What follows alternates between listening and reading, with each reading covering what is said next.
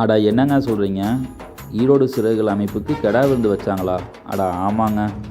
துபாயில் ஆர்கிடெக்டாக இருக்கும் மிஸ்டர் சாகில் குடும்பத்தார் சார்பில் கிடா விருந்து ஏற்பாடு செய்யப்பட்டு அதில் தயார் செய்யப்பட்ட உணவுகள் அனைத்தும் ஈரோடு சிறகுகள் அமைப்பிடம் ஒப்படைக்கப்பட்டது.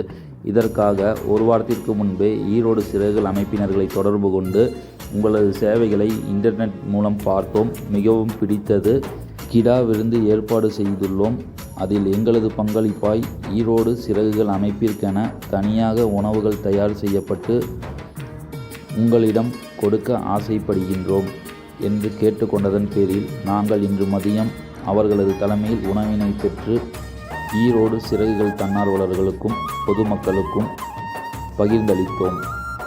சும்மா சொல்லக்கூடாதுங்க, சாப்பிட்டு பார்த்துட்டு தான் சொல்கிறோம். தங்கம் கேட்டரிங் மூலியமாக தயார் செய்யப்பட்ட மட்டன் வறுவல், எலும்பு குழம்பு, பச்சைப்புளி ரசம் எல்லாமே அடித்தூள்.